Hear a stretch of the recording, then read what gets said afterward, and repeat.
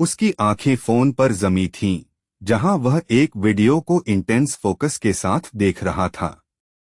यह level 300 player की footage थी, जिसमें वह ऐसी टेक्निक दिखा रहा था जिसे कोई भी टिपिकल लेवलिंग प्रोटैगनिस्ट सीखने के लिए बेचैन हो जाता। क्रिम्सन फ्लेम पर कंट्रोल काबिले तारीफ है, उसने सोचा। यह अब तक की 100वीं मैजिक ट्यूटोरियल थी जिसे उसने एनालाइज किया था, और अब तक थ्योरी उसके दिमाग में गहराई से बैठ चुकी थी। मैंने प्रोसेस याद कर लिया है।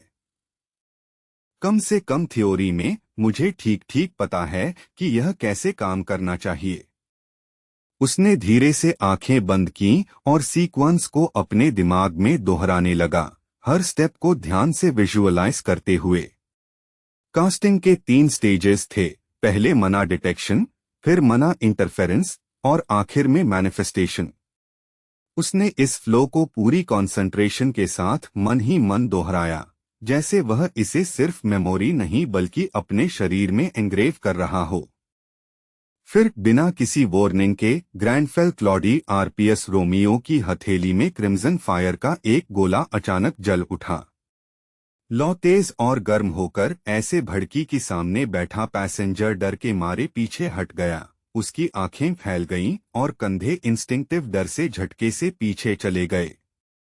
ग्रैंडफेल क्लॉडी आरपीएस रोमियो ने हल्के सरप्राइज के साथ अपने ही हाथ की तरफ देखा। उसे भी उम्मीद नहीं थी कि पहली असली कोशिश में स्पेल इतनी क्लीन तरह एक्टिवेट हो जाएगी, और उसके चेहरे पर उभरी वह छोटी सी हैरानी खुद आग से भी ज्यादा अनसेटलिंग लग रही थी। यह अचानक मचा हंगामा तुरंत ड्राइवर की नजर में आ गया। अरे, बस में स्किल्स मत इस्तेमाल करो, वह आगे से चिल्लाया। उसकी आवाज में अलार्म और फ्रस्ट्रेशन दोनों बढ़ रहे थे।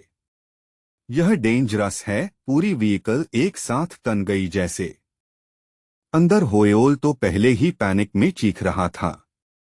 नहीं, रुको 1 मिनट। मैंने सोचा भी नहीं था कि यह सच में काम कर जाएगा। मुझे अभी आउटपुट लिमिट्स भी नहीं पता।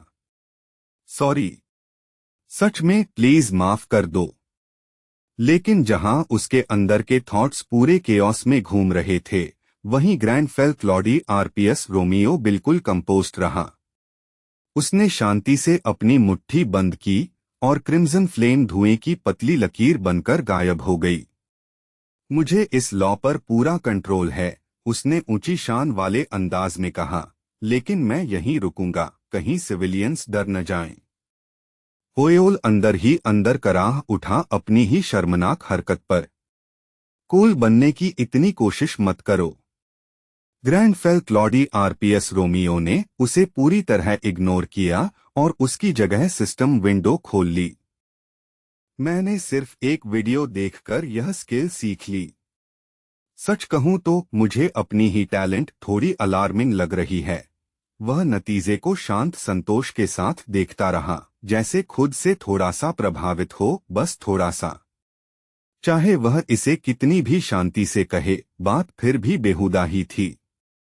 वह इंटरफेस में नीचे स्क्रॉल करता गया, लेकिन फिर उसकी आंखें सिकुड़ गईं। स्किल लिस्ट में ऊपर से सब कुछ नॉर्मल लग रहा था, फिर भी उसमें कुछ जरूरी चीज साफ तौर पर मिसिंग थी, और उस कमी ने उसे तुरंत परेशान कर दिया। वह चुपचाप स्क्रीन को देखता रहा। यहाँ कोई मैजिक स्किल लिस्टेड नहीं है। नॉर्मली नई मिली हुई एबिलिटी स्टेटस विंडो के स्टैंडर्ड मना रिलेटेड हिस्से में दिखनी चाहिए थी, लेकिन वहां कुछ भी नहीं था। वह कुछ पल बिल्कुल स्थिर खड़ा रहा, सिस्टम की इस अजीब इनकॉन्सिस्टेंसी से कंफ्यूज्ड, और समझ नहीं पा रहा था कि यह बग है या कुछ और भी अनयूजुअल। अचानक बस तेज ब्रेक्स की हार्श आवाज के साथ रुक गई और पैसेंजर्स झटके से हिल गए। ग्रैंडफेल क्लॉडी आरपीएस रोमियो ने नजर उठाकर बाहर देखा, जहां उसकी आंखें तुरंत एक मैसिव क्राउड पर जा टिक गईं जो बाहर बेचैन लहरों की तरह उमड़ रही थी। इंसेक्ट्स, यह शब्द उसके मन में ठंडे तिरस्कार के साथ बना। थोड़ी ही देर बाद वह खुद उस विशाल स्ट्रक्चर के सामने खड़ा था, और एक स्मूथ ड्रामेटिक मोशन में उसने अपने बाल पीछे किए, जैसे सिर्फ पहुंचना भी एक प्रॉपर एंट्रेंस डिजर्व करता हो। तो यह है मेज टावर। उसने शांत नपीतुली नजर से सामने का नजारा देखा। यहाँ का एटमॉस्फेयर आम दुनिया से बिल्कुल अलग है। हवा खुद ज्यादा डेंस लग रही थी, मना से भारी, जैसे टावर के पास रियलिटी किसी और रूल बुक पर चलती हो। उसने अपनी आंखें उस मैसिव गेट की तरफ उठाईं, जहां नीली घूमती मैजिकल एनर्जी का वोर्टेक्स लगातार मुड़ता और चर्न करता हुआ जगह पर टंगा था। एक डायमेंशनल गेट। ग्रैंड फेल क्लॉडी आरपीएस रोमियो उस घूमती गहराई को घूरता रहा, और तभी एक रियलाइजेशन उसे बिजली की तरह लगी।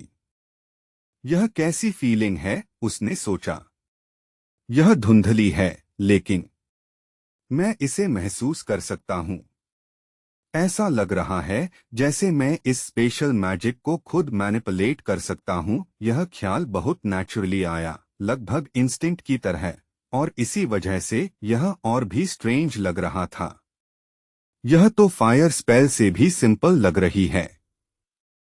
ग्रैंड फेल क्लॉडी आरपीएस रोमियो ने धीरे से हाथ उस घूमते पोर्टल की तरफ बढ़ाया। उसकी उंगलियां शांत जिज्ञासा के साथ आगे बढ़ रही थीं, जैसे वह किसी ऐसे लॉक के सामने खड़ा हो जिसे खोलना उसे पहले से आता हो। अचानक भारी इक्विपमेंट उठाए एक आदमी बिना देखे तेजी से आया और सीधे उससे टकरा गया। जेएन गिल्ड आ रही है। एनालिस्ट ब्रीफिंग शीट तैयार कर रहा है। वह इतना डिस्ट्रैक्टेड था कि उसे एहसास तक नहीं हुआ कि उसने किसे टक्कर मारी है। उस टक्कर से ग्रैंड फेल क्लॉडी आरपीएस रोमियो सीधा वोर्टेक्स में जा गिरा। वह वर्कर घूमकर माफी मांगने ही वाला था, लेकिन जहां वह आदमी खड़ा था वहां अब सिर्फ खाली हवा थी। ओह सॉरी, रुको, क्या मैंने उसे रिफ्ट में धक्का दे दिया? मेरी गलती। वह अभी समझ ही रहा था कि हुआ क्या है, तभी थोड़ी दूरी से नाम टेमिन की गुस्से भरी आवाज गरजी, जबकि वह अपनी विशाल तलवार पर झुका हुआ था।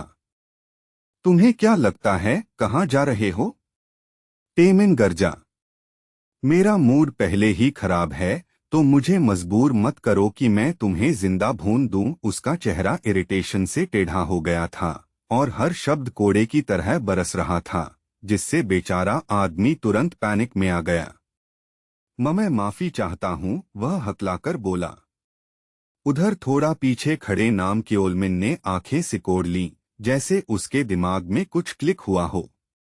वह प्रेजेंस, यह काफी हद तक ली होएओल जैसी लग रही है। नाम टेमिन तेजी से उसकी तरफ मुड़ा। ब्रीफिंग दिखाओ। नाम क्योलमिन ने फिलहाल वह ख्याल किनारे रखा और तुरंत जवाब दिया। जी। उसने खुद को संभाला और शुरू किया। जैसा कि आप पहले से जानते हैं, नया रिफ्ट रशिया में मैनिफेस्ट हुआ है। कमरे का मूड तुरंत पूरी कंसंट्रेशन में बदल गया। उसकी उंगलियां कंसोल पर तेजी से चलीं, और उनके सामने एक होलोग्राफिक मैप उभर आया, जिसमें 3 चमकते कॉन्सेंट्रिक सर्कल्स दिख रहे थे। स्ट्रक्चर कुछ इस तरह लगती है, उसने समझाया।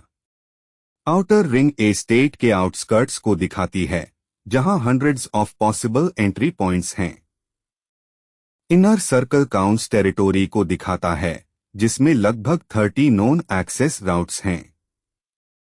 वह प्रोजेक्शन के थोड़ा और करीब गया और इमेज के बिल्कुल सेंटर की तरफ इशारा किया।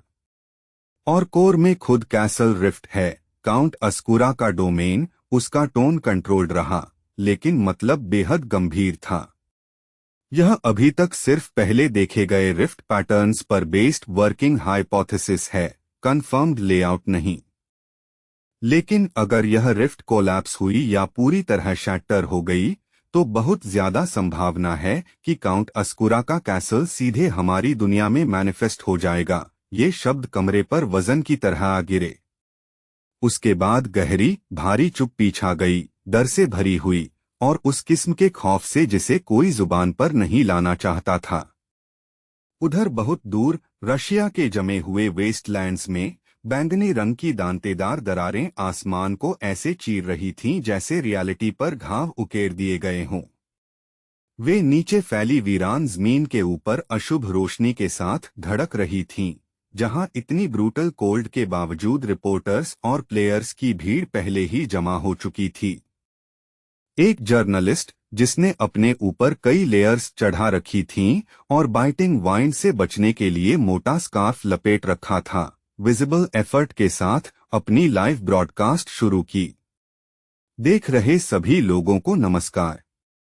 मैं इस वक्त रशिया से लाइव रिपोर्ट कर रहा हूं। जैसा कि आप देख सकते हैं, यह जगह रिपोर्टर्स और प्लेयर्स दोनों से पूरी तरह भरी हुई है। उसकी हर लाइन के बीच उसकी सांस हवा में धुंध बन रही थी। पास ही एक और स्ट्रीमर अपने फोन कैमरा की तरफ उत्साह से हाथ हिला रहा था, एक मिटन पहने हाथ में सेल्फी स्टिक पकड़े हुए। Hey viewers, your boy kit यहाँ है। मैं नए रिफ्ट के ठीक सामने खड़ा हूँ। ठंड के बावजूद उसकी आवाज में वही जानी पहचानी एनर्जी थी, जैसे उसे इन्फॉर्मेशन जितनी ही अटेंशन का भी नशा हो। जैसा कि आप देख सकते हैं, यहाँ हालात पागलपन पर उतर आए हैं और मैं लिटरली बर्फ का टुकड़ा बनने वाला हूँ। वह दांत किटकिटाते हुए हंसा, मूड हल्का रखने की कोशिश करते हुए। लेकिन बारिश हो या बर्फ, आपका आदमी सबसे जूसी इन्फो सबसे पहले पहुंचाने के लिए डेडिकेटेड है। लाइव कमेंट्स स्क्रीन पर बहने लगे। बहुत फ्रीजिंग लग रहा है। कौन कौन सी गिल्ड्स वहां हैं? बढ़ती अटेंशन से फ्यूएल्ड होकर वह कैमरा के लिए और भी ड्रामेटिक जेस्चर्स करने लगा। ऑल राइट, अब थोड़ा और पास चलते हैं और इस मनारी कैप्ड मास्टरपीस जैसे सीन को सच में करीब से देखते हैं। मेरे ठीक पीछे है। वह सेंटेंस के बीच में ही रुक गया। उसका एक्सप्रेशन तुरंत बदल गया, क्योंकि उसकी नजर स्नो में शांत नपेतुले कदमों से चलते एक अकेले फिगर पर टिक गई। स्ट्रीमर आगे बढ़ा और उसने अपना हाथ फैलाकर उस अजनबी का रास्ता रोक दिया। हे, एक सेकंड पाल, जरा मैनर्स से। ग्रैंडफेल क्लॉडी आरपीएस रोमियो ने जवाब देना भी जरूरी नहीं समझा। वह इतना साफ तौर पर अनइंटरेस्टेड दिख रहा था कि उसकी यह बेरुखी ही इंसल्ट जैसी लग रही थी। अब स्ट्रीमर ने इरिटेशन में अपनी आवाज ऊंची कर ली। मैंने यह रिफ्ट स्पॉट पहले ढूंढी थी। वह अपनी शिकायत पूरी करता उससे पहले ही ग्रैंडफेल क्लॉडी आरपीएस रोमियो ने एक ही शब्द से हवा चीर दी, और वह शब्द किसी ब्लेड की तरह गिरा। दफा हो। वह आदमी स्टन्ड कंफ्यूजन में पलकें झपकाने लगा। ग्रैंडफेल क्लॉडी आरपीएस रोमियो ने उस शोर मचाने वाले न्यूसेंस की तरफ नीचे देखा। उसकी आंखों में साफ किलिंग इंटेंट थी, जबकि उसके होठों से निकली सफेद सांस फ्रीजिंग हवा में तैर रही थी। मेरे पास इंसेक्ट्स के लिए धैर्य नहीं है। सिर्फ उसकी नजर का प्रेशर ही स्ट्रीमर को डराने के लिए काफी था, और उसका पहले वाला सारा ब्रवाडो वहीं खत्म हो गया। मुझे माफ कीजिए, लेकिन बहुत ठंड है। वह आदमी कमजोर आवाज में हकलाया, अब बहादुर बनने की हालत में बिल्कुल नहीं। ग्रैंडफेल क्लॉडी आरपीएस रोमियो ने उसे जरा सा भी ध्यान नहीं दिया और इंटरप्शन को मीनिंगलेस से भी कम मानते हुए सीधे उस फ्रैक्चर की तरफ चलता रहा। जब वह आखिर उस अबिस जैसी दरार के सामने रुका, तो एरी पर्पल लाइट उसकी सिलुएट पर फैल गई और उसके आसपास की स्नो को अननेचुरल रंग में रंग दिया। वह कुछ पल चुपचाप वहां खड़ा रहा, रियलिटी की उस फट को ऐसे देखता हुआ जैसे वह डिजास्टर नहीं बल्कि कोई गेट हो जिसे वह परख रहा हो।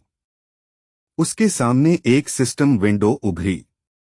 Outer territory, recommended level 240 to 270, destruction progress 9.7%। यह डेटा पढ़ने के बाद उसने सोचा, आखिरकार अब यह किसी क्लासिक लेवलिंग स्टोरी की शुरुआत जैसा लग रहा है। आउटर ए स्टेट रिफ्ट। फिर उसके ठीक पीछे एक और प्रैक्टिकल ख्याल आया। बस उम्मीद है कि अंदर यहां से ज्यादा गर्म होगा। कहीं और रेड क्लोक पहने एक फिगर ने एक मॉन्स्टर का सिर एकदम साफ कट में उड़ा दिया। वह मूवमेंट तेज और बेरहम थी, इतनी प्रेसाइज कि लगभग एफर्टलेस लग रही थी।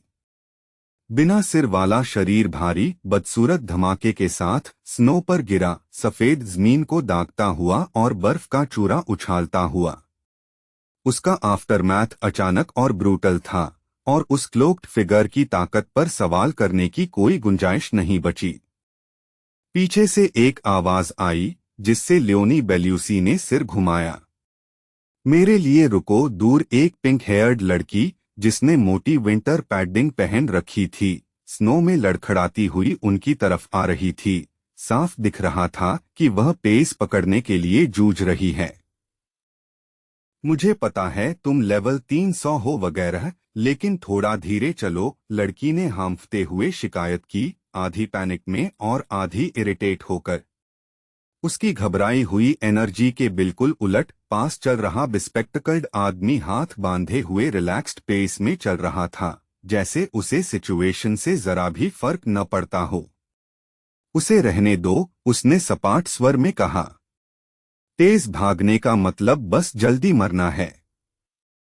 और वैसे भी बहुत ठंड है, लड़की तुरंत पलटकर बोली। हे, ऐसा मत बोलो, लेकिन आदमी ने बस कंधे उचका दिए, बिना प्रभावित हुए।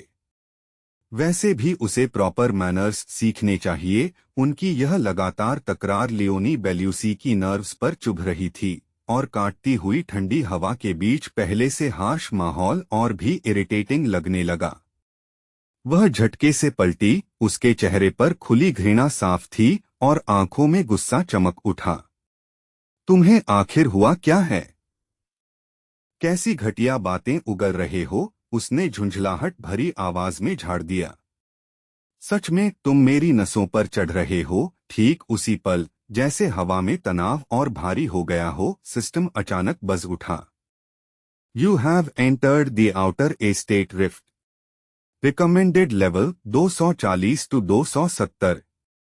जैसे ही यह मैसेज सामने आया, ग्रैनफेल घूमती हुई बैंगनी वॉइड से धीरे, लगभग थिएट्रिकल एलिगेंस के साथ बाहर आया, जैसे वह किसी जानलेवा बैटलफील्ड पर नहीं बल्कि किसी ग्रैंड बैंक्वेट में पहुंचा हो। तो यह है एस्टेट का आउटर एज।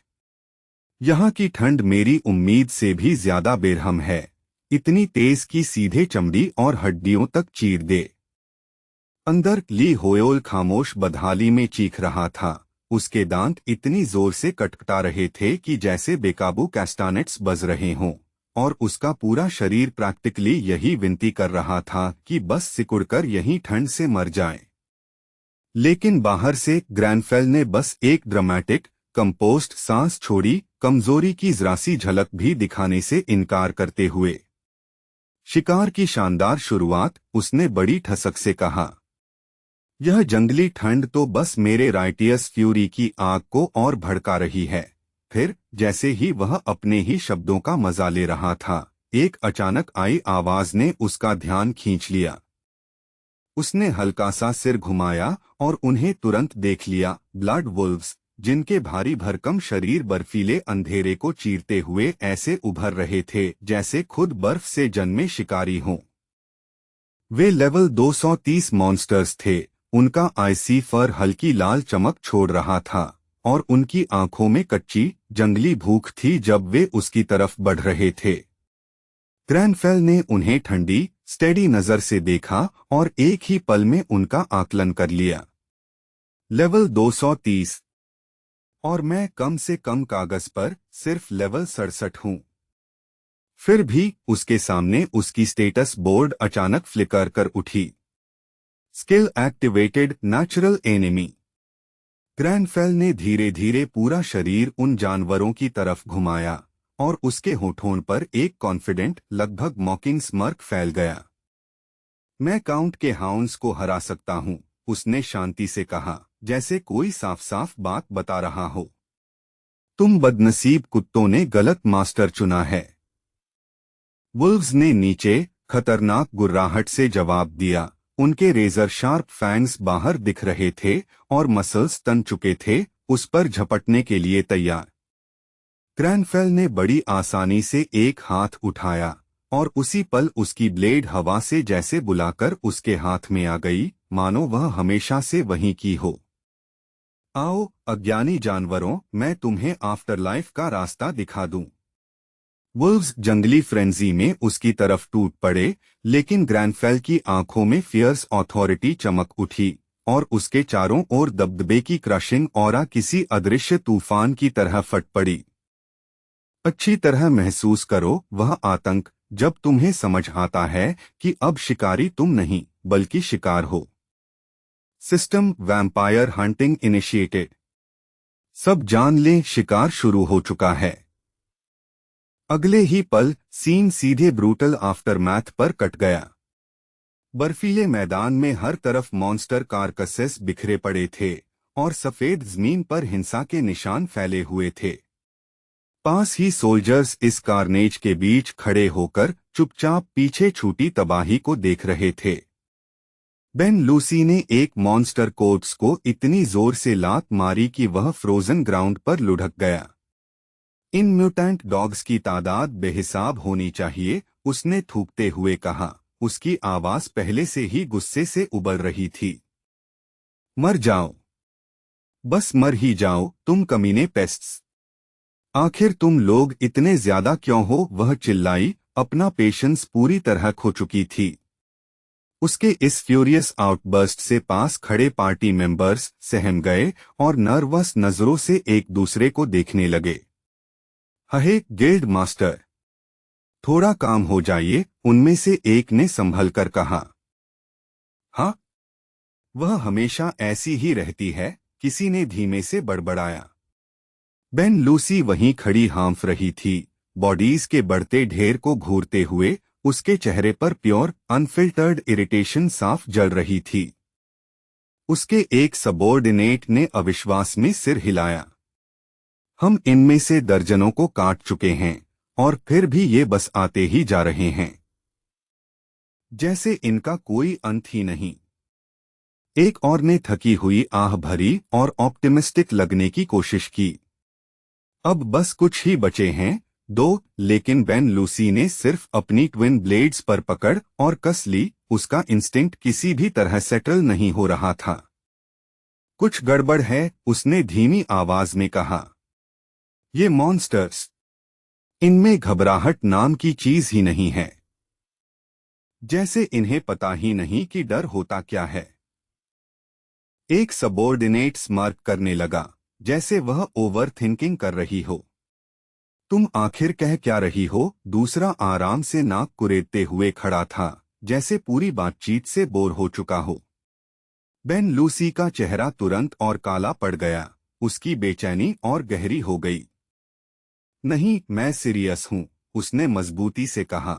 उसकी आवाज और भारी हो गई। इसमें कुछ बहुत ही गड़बड़ है। क्या तुम में से किसी ने एक को भी चीखते देखा? लड़ाई के दौरान क्या एक भी अपने घावों पर रिएक्ट करने के लिए रुका? उसने पूछा। उसके शब्द ग्रुप पर उम्मीद से ज्यादा भारी गिरे और उनके बीच अनईजी साइलेंस फैल गई, क्योंकि अब उन्हें भी समझ आने लगा था कि उसकी बात में दम है। अब जब तुमने कहा तो किसी ने बोलना शुरू किया, लेकिन बात पूरी बन पाती उससे पहले ही बेन लूसी के पीछे कहीं से एक अजीब आवाज गूंज उठी। वह एक हाउल थी, लेकिन वह रेज या एग्रेशन से भरी हुई नहीं थी। नहीं, वह किसी ऐसी चीज की चीख थी जो प्योर टेरर से भर चुकी हो, ऐसी आवाज जो सुनते ही खून जमा दे। पूरा ग्रुप वहीं जड़ हो गया। जब हम उनका शिकार कर रहे थे, तब उन्होंने ऐसी आवाज नहीं निकाली थी, उनमें से एक ने कहा। उसकी आवाज कंफ्यूजन से तनी हुई थी। आखिर हो क्या रहा है, बेन? किसी ने पूछा, लेकिन बेन लूसी ने एक और शब्द का इंतजार नहीं किया। वह तुरंत गरजी और बिना हिचकिचाहट स्प्रिंट मार दी। मैं खुद जाकर देखती हूँ। मेरे पीछे आओ, वह चिल्लाई और दूर की तरफ दौड़ पड़ी। उसके सबॉर्डिनेट्स एक पल के लिए घबरा गए, फिर हड़बड़ाते हुए उसके पीछे भागे। रुको, चलो, हमें पकड़ना होगा। सीन फिर ग्रैंडफेल पर आ गया। उसका बो पूरा तना हुआ था, उसकी बाहें फैली हुई और स्टेडी थीं। मैं एरो हेड के टिप पर मना इकट्ठा होता महसूस कर सकता हूँ, उसने बुदबुदाया। उसकी नज़र फिक्स्ड और प्रेसाइज थी। यह कोई खास हाई क्वालिटी एरो नहीं है, उसने ठंडे ढंग से कहा, लेकिन मेरी आंखें फिर भी इसमें बहती मैजिक की फ्लो को फॉलो कर सकती हैं। इतना साधारण वेपन होने के बावजूद उसका कंट्रोल डरावनी हद तक एग्जैक्ट था। उसकी आंखों में रिजॉल्व चमका। रिलीज हवा को चीरती हुई एक बहरी कर देने वाली बूम गूंजी और एरो शूटिंग स्टार की तरह स्पार्क्स छोड़ते हुए आगे निकला, फिर सीधे मॉन्स्टर होर्ड में जाकर टकराया। इम्पैक्ट होते ही रोरिंग इन्फर्नो बाहर की तरफ फट पड़ा। मॉन्स्टर्स को पूरा निगल गया और उन्हें उसी पल जलाकर खत्म कर दिया। बिना जरा सा भी रुके ग्रैंडफेल ने शांति से अगला शॉट तैयार करना शुरू कर दिया, जैसे ऐसी डिस्ट्रक्शन उसके लिए रूटीन हो। दूर बेन लूसी एक पेड़ के पीछे क्राउच होकर बैठी थी, डिसबिलीफ में जमी हुई, जबकि वह यह सब अपनी आंखों के सामने होते देख रही थी। कुछ ही पल बाद उसके हांफते हुए सबॉर्डिनेट्स आखिरकार उसे पकड़ पाए, सांस लेने के लिए जूझते हुए। हमारा इंतजार करो, वे हांफते हुए बोले, लेकिन बेन लूसी ने जैसे उन्हें सुना ही नहीं। उसकी आंखें शौक से फैली हुई थीं जब वह सामने देख रही थी। आखिर वह है क्या? ग्रैंडफेल एक पत्थर पर आराम से बैठा था, बिल्कुल कंपोज्ड, और इतनी एलिगेंस से टीपी रहा था जैसे वह बैटलफील्ड के बीच नहीं बल्कि किसी गार्डन में आराम कर रहा हो। सबॉर्डिनेट्स के मुंह खुले के खुले रह गए। फ्लेमिंग एरो, क्या वह फायर मैजिक थी? उनमें से एक के मुंह से निकल गया। बेन लूसी अब भी समझ नहीं पा रही थी कि वह देख क्या रही है। वह बंदा है कौन? और रिफ्ट रेड करने बिजनेस सूट और ड्रेस शूज पहनकर क्यों आया है? और क्या वह सच में जलते हुए बैटलफील्ड के बीच टीपी रहा है? उसने जोड़ा, जैसे उसे अपनी आंखों पर ही यकीन न हो रहा हो। ग्रैंडफेल ने बस टांग पर टांग रख ली, पूरी तरह एट ईज दिखते हुए, और सुप्रीम आउटरेजियस नॉनशैलेंस के साथ अपनी टी एंजॉय करता रहा। फिर लगभग एक साथ बेन लूसी के सबॉर्डिनेट्स के चेहरों पर अचानक रियलाइजेशन चमक उठी, उनके एक्सप्रेशंस फियर से बदलकर बैफल्ड अंडरस्टैंडिंग में बदल गए। रुको, क्या वह बंदा कोई स्ट्रीमर हो सकता है? उनमें से एक ने कहा। तुम जानते हो, वे लोग जो रिफ्ट्स के अंदर से लाइव ब्रॉडकास्ट करते हैं, दूसरे ने जल्दी से सिर हिलाया। असल में थोड़ा सेंस बनता है। शायद वह किसी दूसरी गिल्ड के पीछे पीछे आ गया और गलती से यहां फंस गया। बेन लूसी ने साफ झुंझलाहट में जीभ से क्लिक की आवाज निकाली। छह क्या इडियट है, उसने साफ साफ कहा। यह जगह डेथ ट्रैप है, आम सिविलियंस के खेलने की जगह नहीं। अगर अपनी जान प्यारी है तो जब तक मौका है निकल जाओ। ग्रैंडफेल एक पल को रुका, उन्हें बस एक बार सरसरी नजर से देखा और फिर बिना कुछ कहे चुपचाप अपनी टी पीने में लौट गया, जैसे वे उसके अटेंशन के लायक ही न हो। यह देखकर कि उसने उसे कितनी पूरी तरह इग्नोर कर दिया, बेन लूसी ने फ्रस्ट्रेशन में दांत भींच लिए। क्या यह बंदा सच में मुझे इग्नोर कर रहा है? उसने गुस्से से सोचा। उसके पास खड़ा एक सबॉर्डिनेट ग्रैंडफेल की पूरी तरह इंडिफरेंट प्रतिक्रिया देखकर लगभग हंस ही पड़ा, बड़ी मुश्किल से खुद को रोकते हुए। बेन लूसी का टेम्पर आखिर टूट गया और वह आंखों में ब्लेजिंग फ्यूरी लिए सीधे उसकी तरफ बढ़ गई। अरे तुम! जब कोई तुमसे बात करे तो कम से कम जवाब तो दो, इतनी बेसिक मैनर्स तो होनी चाहिए, वह चिल्लाई। लेकिन इससे पहले कि वह कुछ और कह पाती, एक सबॉर्डिनेट की पैनिक्ड स्क्रीम ने हवा चीर दी। रुको गिल्ड मास्टर, सावधान!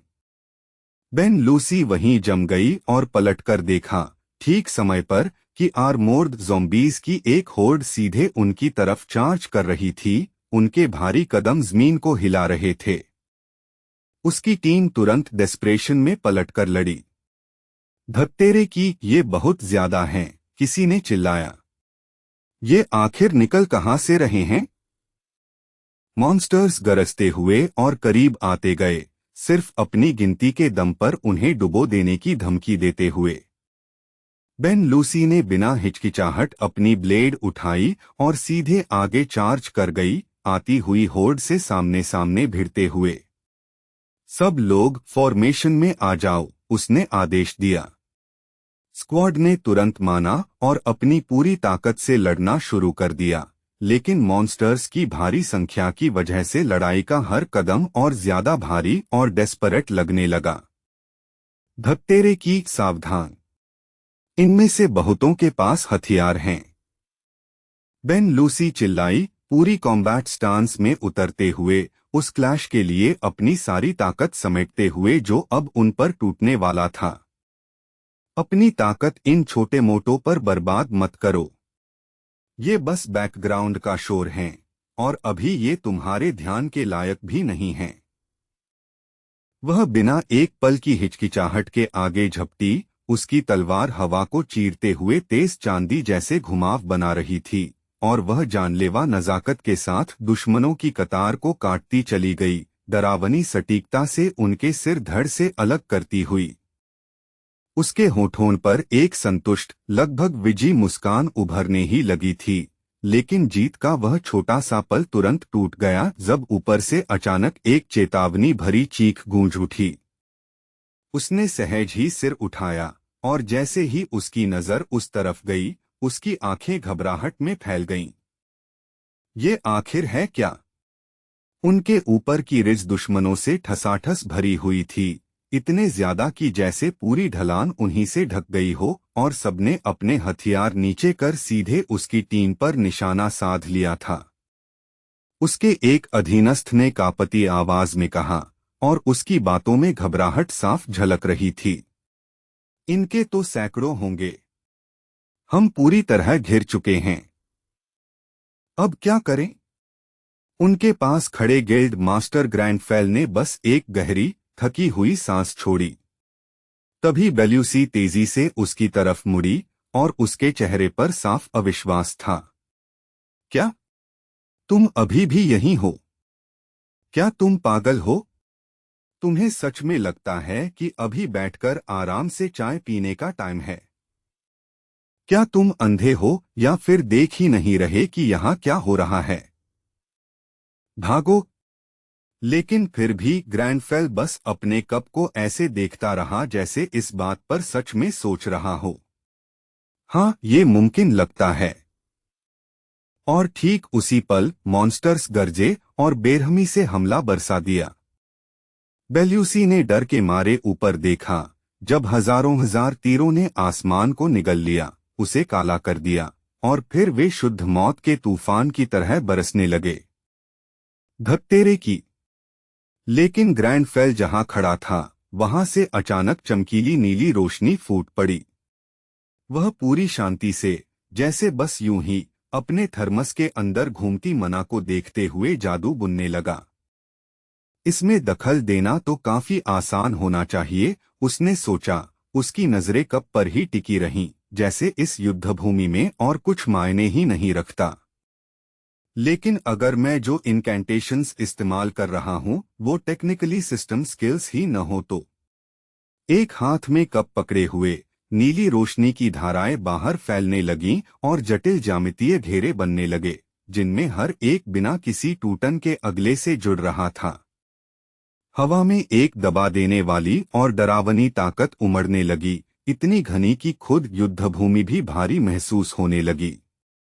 उसका पूरा शरीर रोशनी छोड़ने लगा। चाय का कप धीरे धीरे उसके हाथ से ऊपर तैरने लगा, एक अंधाधुंध चमक के साथ दमका, और फिर ऐसे गायब हो गया जैसे उसका अस्तित्व ही मिटा दिया गया हो। बेल्यूसी ने तेज चमक से आंखें बचाने के लिए हाथ उठा लिया। जब वह चुभने वाली रोशनी आखिरकार फीकी पड़ी और दुनिया फिर से साफ दिखने लगी, तो उसने धीरे धीरे हाथ नीचे किया और दोबारा आंखें खोलीं। उसके अधीनस्थ चारों तरफ हैरानी से देखने लगे। कुछ हुआ ही क्यों नहीं? तभी बिना किसी चेतावनी के रोशनी की विशाल किरणें इकट्ठी हुईं और उनके ऊपर वाले पहाड़ की चोटी पर जाकर एक जगह मिल गईं। बेल्यूसी ऊपर घूरती रह गई, सदमे में उसका जबड़ा तक ढीला पड़ गया। ये क्या है? क्या ये अल्केमी है? मैंने अपनी जिंदगी में ऐसा कुछ कभी नहीं देखा, इसकी अफवाह तक नहीं सुनी। अगर सच में कोई ऐसी स्किल है जो एक पल में इतनी विशाल दीवार खड़ी कर दे, तो ये हद से ज्यादा पागलपन है। ये सच में टूटी हुई चीज है। ग्रैंडफेल ठंडी, लगभग शालीन शांति के साथ बेल्यूसी के पीछे आकर खड़ा हो गया और एक हाथ उठाकर बोला, ये कोई स्किल नहीं है। जो मैं इस्तेमाल कर रहा हूं वो मैजिक की असली जड़ है। उसने धीरे से मुट्ठी भींची, होठों पर आत्मविश्वास भरी मुस्कान आई और उसने बहुत यकीन से फिर वही शब्द दोहराया, मैजिक। बाकी लोग बस उसे घूरते रह गए, डर और हैरानी के बीच कहीं अटके हुए। बेचैन फुसफुसाहटें पूरे दल में फैल गईं, क्योंकि सब ये समझने की कोशिश कर रहे थे कि उन्होंने अभी देखा क्या है। ये आदमी आखिर है कौन? क्या ये कोई हाई लेवल अल्केमिस्ट है जो अल्केमी से इतनी बड़ी दीवार बुला सकता है? लेकिन अगर ऐसा है तो क्या इसका मतलब ये नहीं कि ये प्रोडक्शन क्लास यूजर होगा? फिर ऐसा आदमी इस खतरनाक रिफ्ट के अंदर क्यों होगा? यहां तक कि बेल्यूसी भी अपनी जिज्ञासा छुपा नहीं पाई। मैजिक की असली जड़ से उसका मतलब क्या था? उधर ग्रैंडफेल ने अपने हाथ को हल्की मुस्कान के साथ देखा और सोचा, जब तक मैं किसी चीज की मना में दखल दे सकता हूं, तब तक मैं उसके भौतिक रूप को बदल सकता हूं। सच कहूं तो ये उस चीज से ज्यादा अल्केमी जैसा है जिसे लोग आम तौर पर ट्रेडिशनल मैजिक कहते हैं। अचानक लड़ाकों ने देखा कि वह विशाल पत्थर की दीवार बुरी तरह कांपने लगी है और उससे धूल और टुकड़े झड़ने लगे। नाम टेमेन ने झटके से सिर घुमाया और जैसे ही उसे समझ आया कि असल में क्या हो रहा है, उसके चेहरे पर साफ दहशत छा गई। जब उसने अनडेड की भीड़ को बगल से चढ़ते देखा तो वह पूरी ताकत से चिल्लाया, साइड से! दुश्मन साइड से आ रहा है! उसकी यह चीख पूरे दल में पल भर में दहशत की तरह फैल गई, जैसे सूखी घास में आग लग जाती है। यह अचानक हड़कंप सुनकर ग्रैंडफेल ने आराम से सिर उठाया और पहले जैसी ही धीमी, बेफिक्र आवाज में कहा, लगता है मुझे फिर से अपनी चाय का वक्त शुरू कर देना चाहिए। बेल्यूसी बस उसे देखती रह गई, इतनी हैरान कि जवाब तक नहीं दे पाई। उनके आसपास लड़ाके गरजते हुए आगे बढ़े, अपना मैजिक एक्टिवेट किया और खुद को मजबूर करते हुए दुश्मन से सीधी भिड़ंत में कूद पड़े। इन सबको गिरा दो, एक भी अंदर नहीं घुसना चाहिए। बेल्यूसी हथियार तैयार करके फिर से लड़ाई में कूद पड़ी और पीछे मुड़कर चिल्लाई, अल्केमिस्ट, अभी तुरंत पीछे वाली लाइन में जाओ और छिप जाओ। फ्रंट लाइन से दूर रहो। लेकिन उसके आदेश के मुताबिक पीछे हटने के बजाय ग्रैंडफेल वहीं जमे रहा, बिना जरा भी डर दिखाए। फिर उसने अपने पीछे हाथ बढ़ाया और वह नजारा देखकर बेल्यूसी सदमे में जम गई। उसकी हथेली में नीली ऊर्जा का बना एक तीर आकार लेने लगा, जो ताकत से गूंज रहा था, और सामने आती लहर को देखते हुए उसका चेहरा एकदम गंभीर हो गया। बेल्यूसी के मन में उलझन दौड़ गई। धनुष और तीर। उसी समय एक लड़ाका अपने बुरी तरह घायल साथी को उठाए बेतहाशा पीछे हट रहा था। अनडेड उसके बिल्कुल पीछे थे, पागलों की तरह वार करते हुए, और वह डर से चिल्ला रहा था, कोई हमें बचाओ! कोई हीलर है क्या? इसकी हालत बहुत खराब है। तभी उसकी घबराहट के बीच कहीं पीछे से तेज रोशनी चमकी।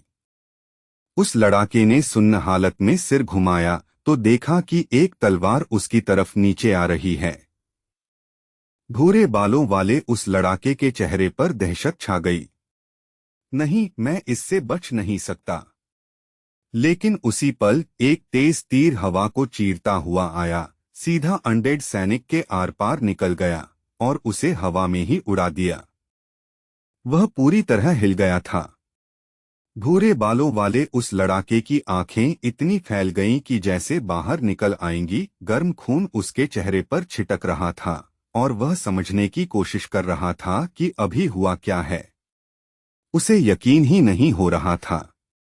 सिर्फ एक तीर से। हमारे गिल्ड में इतना पागल आर्चर कब से था?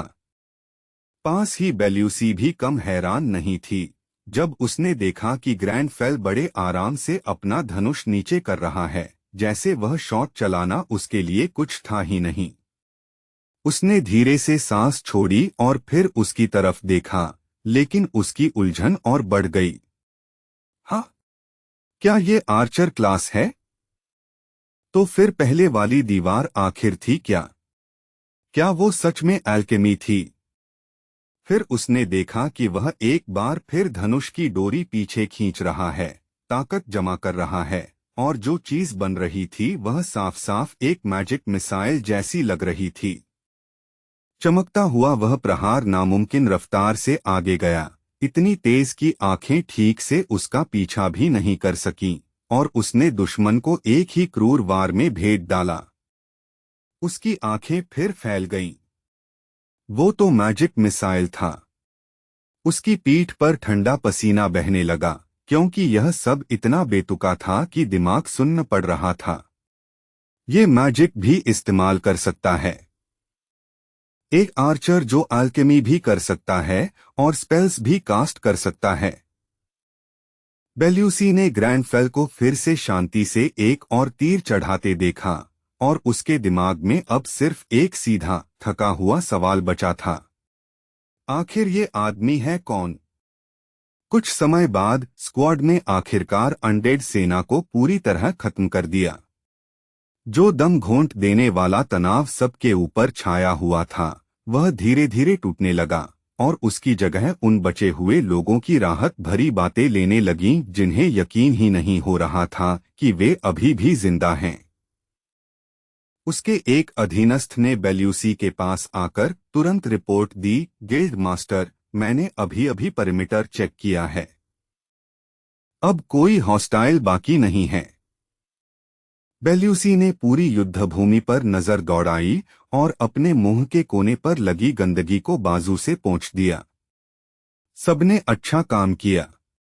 यह कहते हुए उसने ग्रैंडफेल की तरफ देखा, जो आराम से अपना सिस्टम विंडो चला रहा था, और मन ही मन कोस उठी। ये आदमी सच में बहुत चिढ़ाने वाला है।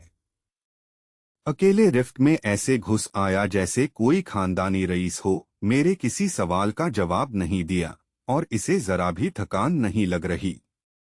फिर भी उस सारी झुंझलाहट के नीचे बेल्यूसी को महसूस हुआ कि उसके गालों में शर्म से हल्की गर्मी चढ़ रही है। उसे सच मानना ही पड़ा, चाहे यह बात उसे कितनी भी खल रही हो। अगर वह नहीं होता तो इस पार्टी का एक एक इंसान मारा जाता। सोचती हूँ क्या ये प्लेयर है, लेकिन मैंने इससे पहले कभी किसी मना बेस्ड कैरेक्टर को इतनी अजीब उलझी हुई एबिलिटीज के साथ नहीं देखा। इसके बारे में कुछ भी समझ नहीं आता, और ऊपर से ये मानना पड़ेगा कि ये काफी हैंडसम भी है। शायद मुझे कम से कम एक बार तो इसे थैंक्स बोलना चाहिए। नहीं, रहने दो। इसने पहले मुझे पूरी तरह इग्नोर किया था, तो मैं भी इससे एक शब्द नहीं बोलने वाली। बेल्यूसी अभी भी अपने ही दिमाग में चल रही इस बेवकूफ़ी भरी बहस में फंसी हुई थी कि तभी ग्रैंडफेल अचानक मुड़ा और सीधा उसकी तरफ देखने लगा।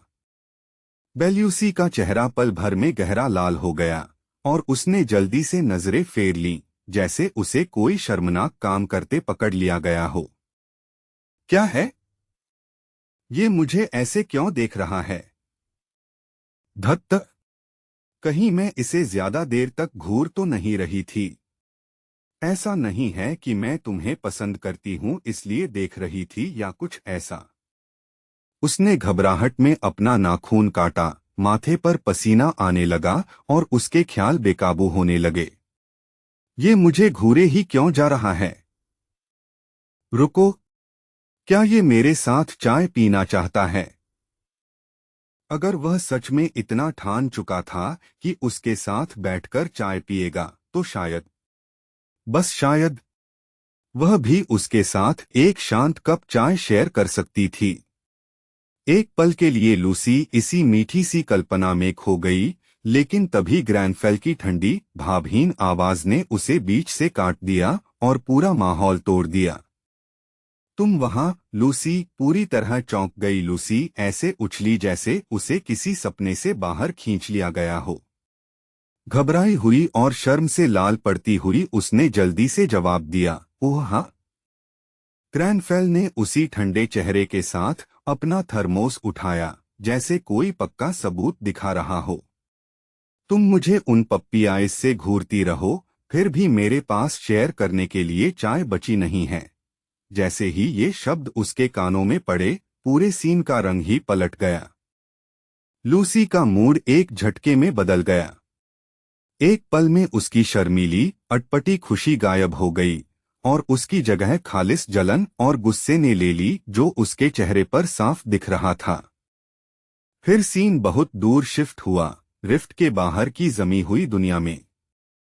एक रिकॉर्डिंग ड्रोन आसमान में घूम रहा था और उसका कैमरा भारी बर्फीले मैदानों का एक विशाल नजारा कैद कर रहा था, जो सूनी सर्द रोशनी के नीचे अंधीन फैले हुए थे। ड्रोन एक्टिव रिफ्ट जोन की तरफ जूम किया। कैमरे के सामने खड़ा एक मेल रिपोर्टर साफ उत्साह के साथ खुद को संभालते हुए तेजी से बोलना शुरू कर दिया। जी हाँ, यह अकीना डेली न्यूज है। मैं इस वक्त रशिया में मौजूद रिफ्ट साइट से लाइव रिपोर्ट कर रहा हूँ। अकीना न्यूज के ब्रॉडकास्ट टेंट के अंदर डायरेक्टर मॉनिटर पर लिव फीड देख रहा था और तेज ध्यान के साथ सुनते हुए धीरे धीरे सफेद धुआं बाहर छोड़ा। पूरी दुनिया में लोग अगली अपडेट के लिए सांस रोके बैठे थे। यह कोई आम घटना नहीं थी, यह एक कैटास्ट्रोफी क्लास बॉस का प्रकट होना था, जैसा इंसानियत ने पहले कभी नहीं देखा था। तो यही वो कंफर्म्ड टेरिटोरी आउटस्कर्ट्स रिफ्ट है, जिसके बारे में हर कोई बात कर रहा था। रिपोर्ट आगे बढ़ी। यह ट्रिनिटी रिफ्ट्स में सबसे पहला खुलने वाला रिफ्ट है और मौजूदा रिपोर्ट्स के मुताबिक आसपास के इलाके में सैकड़ों छोटे सबरिफ्ट्स पहले ही उभर चुके हैं। अगला फेज अनलॉक करने से पहले इस पूरे इलाके को पूरी तरह साफ करना जरूरी है। और उस ऑपरेशन की फ्रंट लाइन पर एलीट स्कैवेंजर गिल्ड पहले ही लीड ले चुकी है और रेड शुरू कर चुकी है। अब सबकी नजर एक ही सवाल पर टिकी थी, सबसे पहला क्लियर लेकर सम्मान और शोहरत आखिर कौन सी गिल्ड हासिल करेगी? जो भी इस हाई लेवल मना सिनारियो को जीत लेता, उसे बस एक दिन की फेम नहीं मिलती, वह पूरी दुनिया में जाना जाने वाला लेजेंड बन जाता। डायरेक्टर मॉनिटर्स को घूरे जा रहा था और बाहर की बेरहम ठंड से उसका शरीर हल्का सा कांप रहा था। पास ही एक बीनी पहने रिपोर्टर टेंट का फ्लैप बंद करके अंदर आया और थर्मोस को ऐसे पकड़े था जैसे वही उसकी जान बचा रहा हो। अरे डायरेक्टर, उसने लगभग कटकटाते दांतों के बीच कहा, थोड़ी कैफीन शेयर करोगे क्या? डायरेक्टर तुरंत उसकी तरफ घूम गया। तो तुम आ ही गए। अंदर आ जाओ, इससे पहले कि तुम इक्विपमेंट को ही जमा दो। रिपोर्टर ने टेंट के अंधेरे में आंखें सिकोड़कर देखा और बड़बड़ाया, धत तक यहाँ इतना अंधेरा क्यों है? क्या कर रहे हो? किसी विलन की कॉस्प्ले? डायरेक्टर ने सूखी हंसी के साथ कहा। चुप, मैं अंधेरे में बेहतर काम करता हूँ। डायरेक्टर का चेहरा बेसब्र उत्साह से भर गया और वह स्क्रीन के और करीब झुक गया। Status report. डंजियन के अंदर से कोई नई फीड आई, जवाब तुरंत आया। सारे सिग्नल्स सेंट्रल सेक्टर पर कॉन्वर्ज हो रहे हैं। स्कैवेंजर पूरी रफ्तार से अंदर बढ़ रही है। कॉफी की एक धीमी चुस्की लेते हुए डायरेक्टर ने सोचते हुए अपनी आंखें सिकोड़ लीं। शानदार। स्कैवेंजर के एक्सपेक्टेड एग्जिट पॉइंट पर कोऑर्डिनेट्स लॉक करो। जैसे ही वे बाहर आए, मुझे सबसे पहले वही एक्सक्लूसिव चाहिए, उससे पहले कि कोई और हिले भी। बीनी रिपोर्टर हल्का मुस्कुराया और बोला, रोजर दैट। हालांकि ऐसे रेड बॉसेस के साथ यह पूरी रात भी चल सकता है। फिर उसकी आवाज अटक गई। रुको, ड्रोन क्या पिक कर रहा है? बिना किसी चेतावनी के उसकी आंखें चौड़ी हो गईं जब वह लाइव मॉनिटर को घूरने लगा और उसके चेहरे से सारी हल्की फुल्की हंसी एक पल में गायब हो गई। ब्रॉडकास्ट पर न्यूज एंकर पहले की तरह स्मूथ अंदाज में बोल रहा था, और अब हम सीधा चलते हैं। लेकिन उसके वाक्य पूरा करने से पहले ही बीनी रिपोर्टर अचानक कैमरे के सामने से धुंधले साये की तरह भागता हुआ निकल गया। एंकर ने जबरदस्ती की अटपटी हंसी छोड़ी और संभलने की कोशिश की। माफ कीजिएगा सभी लोग, लगता है हमारे स्टाफ के एक सदस्य को अचानक बहुत जरूरी ब्लैडर इमरजेंसी हो गई है। डायरेक्टर टेंट से फटकर बाहर निकला और दूर की तरफ बेतहाशा उंगली दिखाते हुए चिल्लाया, खत्म हो गया। डंजियन क्लियर हो गया। टेरिटोरी आउटस्कर्ट्स गिर चुका है। चलो चलो चलो। उसकी आवाज और ऊंची हो गई। रिफ्ट नीला हो रहा है, मतलब कॉन्क्वेस्ट सक्सेसफुल हो गया। एंकर हड़बड़ाकर बोला, ररुको किसने क्लियर किया? लेकिन दृश्य अब भी घने जंगल और उड़ती बर्फ से आधा ढका हुआ था। वो छोड़ो, डायरेक्टर गर्जा। बस वहां पहुंचो अभी, जल्दी। हीरोज जब बाहर आएंगे हम उन्हें मिस नहीं कर सकते। रिपोर्टर जितनी तेज दौड़ सकता था बर्फ में उतनी तेज दौड़ा और पेड़ों की लाइन में किसी भी हलचल की पहली झलक पकड़ने के लिए बेताबी से देखने लगा। सांस उखड़ी हुई थी, छाती बुरी तरह उठ गिर रही थी और दौड़ते दौड़ते वह अपने हेडसेट में चिल्लाया, डायरेक्टर। डायरेक्टर इतनी जोर से चिल्लाया कि मुंह से थूक तक उड़ने वाला था। तो बोलो, क्या है? रिपोर्टर की आवाज अविश्वास से कांप गई। आईडी सिग्नेचर, यह स्कैवेंजर नहीं है।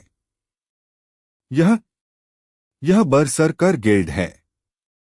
एक छोटे से पल के लिए रिपोर्टर हिचका, जैसे अपनी ही आंखों पर भरोसा करना मुश्किल हो रहा हो।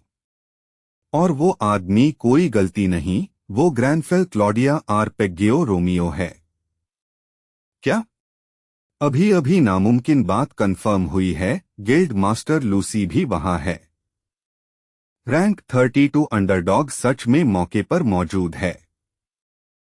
मैं अभी फुटेज अपलोड कर रहा हूं। जैसे जैसे डेटा स्ट्रीम होने लगा, डायरेक्टर स्क्रीन को पूरी तरह अविश्वास में घूरता रह गया, रियल टाइम में कन्फर्मेशन सामने आते हुए देखता हुआ। पहला क्लियर बरसरकर ने लिया, उसने कहा, जैसे खुद उसे भी इन शब्दों पर यकीन नहीं हो रहा था। स्कैवेंजर अभी भी सेंट्रल रेड के बीच फंसी हुई है। लेकिन बरसरकर को देखो, उसने शौक में धीमी पड़ी आवाज में कहा। उन पर एक भी खरोंच नहीं है, एक भी नहीं। रुको जरा, किसी ने उलझन में बोल दिया। क्या वो एक कोरियन हंटर है? डायरेक्टर ने तेज सांस खींची। बरसरकर एक यूरोपियन फैक्शन है, इसका कोई मतलब नहीं बनता। एक कोरियन इनके साथ क्या कर रहा है? यह सवाल तेजी से फैल गया और प्रेस ऐसे आगे टूट पड़ी जैसे पानी में खून की गंध पाकर शार्क झपटती हैं। एक ब्लू रिफ्ट, एक कंप्लीटेड फर्स्ट क्लियर। दुनिया की सबसे बड़ी खबर उनके ठीक सामने खड़ी थी। बीनी रिपोर्टर तुरंत घबरा गया। उन्हें भीड़ ने घेर लिया है। बाकी सब उन्हें दबा दें, उससे पहले मुझे बीच में घुसना होगा। वह अपने कैमरा क्रू को पीछे लिए फूलती हुई भीड़ को धक्का देता हुआ आगे बढ़ गया। एक्सक्यूज मी सर, प्रेस के लिए बस एक पल प्लीज। आप कोरियन हैं, सही? क्या आप बरसरकर के लिए मर्सनरी की तरह काम कर रहे हैं? इस जीत के बारे में बताइए। यह वही तरह का मनारी कैप है जिसके बारे में लोग सालों तक बात करेंगे, लेकिन ग्रैनफेल क्लॉडिया आर्पेगियो रोमियो ने उसे सिर्फ एक बर्फ जैसी ठंडी नजर से ही रोक दिया, ऐसी नजर जो नरक तक जमा दे। दफा हो जाओ, रिपोर्टर वहीं जड़ हो गया और डर के मारे उसके चेहरे का सारा रंग उड़ गया। ग्रैनफेल क्लॉडिया आर्पेगियो रोमियो की मौजूदगी ऐसे भड़क उठी जैसे कोई सफेद बाघ दांत निकालकर खड़ा हो, इतनी जानलेवा आभा के साथ कि हवा तक नुकीली लगने लगी। मुझे कीड़ों के लिए जरा भी सब्र नहीं है, उसने सपाट और बेरहम आवाज में कहा। वह बिना दोबारा देखे आगे बढ़ गया और रिपोर्टर को बर्फ में जमे हुए पूरे शरीर से कांपते हुए छोड़ गया। हे भगवान! वो दबाव आदमी बमुश्किल सांस लेते हुए बुदबुदाया। उधर बाकी मीडिया पैक सीधे लूसी की तरफ टूट पड़ा। गिल्ड मास्टर लूसी, इस चमत्कारी जीत पर कृपया एक बयान दीजिए। यह सदी का सबसे बड़ा अपसेट है। आपने इतना नामुमकिन काम कैसे कर दिखाया? स्ट्रैटेजी क्या थी? सीक्रेट क्या था? सवाल हर तरफ से एक साथ टूट पड़े। पीछे हटो, उन्हें जगह दो, उसकी तरफ से किसी ने चिल्लाया। उसके अधीनस्थ तुरंत आगे आए और एक प्रोटेक्टिव परिमीटर बनाने की कोशिश करने लगे, हर तरफ से धक्का देते रिपोर्टर्स को पीछे रोकते हुए। लूसी ने झुंझलाकर अपना सिर पकड़ा, जैसे वह बस एक सेकंड दूर थी फट पड़ने से। नो कमेंट, उसने झटक कर कहा। जाकर उस घमंडी कमीने को परेशान करो जो अभी चलता बना। उसका वाइस कैप्टन पास झुककर जल्दी से फुसफुसाया, गिल्ड मास्टर प्लीज शांत हो जाइए। हमने अभी फर्स्ट क्लियर हासिल किया है। गिल्ड की इमेज के बारे में सोचिए। लूसी ने उसी पल पलटकर कहा, मैंने कहा ना नहीं। यहां क्लेम करने के लिए मेरे पास बिल्कुल कुछ नहीं है। अंदर ही अंदर उसका गुस्सा हर गुजरते सेकंड के साथ और उबल रहा था। वो कमीना ग्रैनफेल क्लॉडिया आर्पेगियो रोमियो, उसने स्ट्रैटेजी को इग्नोर किया, फॉर्मेशन को इग्नोर किया और प्रैक्टिकली पूरा डंजियन अकेले ही साफ कर दिया। उसने इतनी तेजी से सिर घुमाया कि पास खड़े लोग तक चौंक गए। वो गया कहाँ? उसने मांगा। गिल्ड के एक मेंबर ने सिहरकर घबराई आवाज में जवाब दिया। वो उसने कहा कि वो घर जाकर कपड़े बदलने जा रहा है, मैम। लूसी का चेहरा ऐसा हो गया जैसे किसी ने अभी अभी उसे जोरदार थप्पड़ मार दिया हो। उसने क्या किया? वह पूरी तरह सन्न होकर भौंकी। उसके आसपास मीडिया के गिद्ध अब भी किसी काम की कोट के लिए पागलों की तरह मंडरा रहे थे, लेकिन कहानी का असली केंद्र तो धुएं की तरह गायब हो चुका था। वो जा चुका है, लूसी। लूसी गुस्से से तिलमिला उठी, उसके दांत इतने जोर से भींचे हुए थे कि लगा अभी स्टील तक काट देगी। वो क्यों चला गया? सारा काम उसी ने किया। वही उस स्पॉटलाइट का हकदार था। क्या उसमें जरा भी प्राइड नहीं है? वो ऐसे ही चला गया जैसे इसकी कोई कीमत ही नहीं, कुछ भी नहीं। क्या उसे समझ भी है कि उसने अभी हिस्ट्री बना दी? उसका यह फट पड़ना इतना सच्चा और इतना तेज था कि आसपास की भीड़ स्तब्ध चुप्पी में डूब गई। आखिरकार एक बहादुर इंसान ने संभलकर बात की। आराम से, गिल्ड मास्टर। शायद उसे कोई जरूरी काम रहा हो, लेकिन उसे शांत करने की यह कमजोर कोशिश आग पर तेल डालने जैसी साबित हुई। जरूरी काम? सिर्फ यह इंटरव्यू ही गिल्ड स्टॉक वैल्यू में अरबों के बराबर है। क्या वह आदमी किसी पत्थर के नीचे रहता है? उसने अब भी गुस्से में तड़पते हुए पलटकर कहा। वह वहीं खुले गुस्से में खड़ी रही, जमती हवा में भारी सांसें लेते हुए। तभी अचानक उनके पीछे एक हिंसक मना फ्लक्चुएशन फूट पड़ा। एक अंधाधुंध नीली रोशनी बर्फीले तूफान को चीरती हुई निकली और पूरे दृश्य को रोशन कर गई। एक रिपोर्टर अचानक चीखा और कांपते हाथ से हवा में हो रही उस अजीब हलचल की तरफ इशारा करने लगा। देखो, दूसरा गेट खुल रहा है। उसकी आवाज में भरा पैनिक तुरंत पूरी भीड़ में फैल गया। यह एक और ब्लू रिफ्ट फेनोमेनन है। एक साथ हर तरफ से हाफने की आवाजें उठीं। फिर गेट से स्कैवेंजर गिल्ड बाहर निकली। उनके शरीर चोटों से टूटे हुए थे और उनका गियर साफ बता रहा था कि वे किसी बेरहम नरक जैसी लड़ाई से निकले हैं।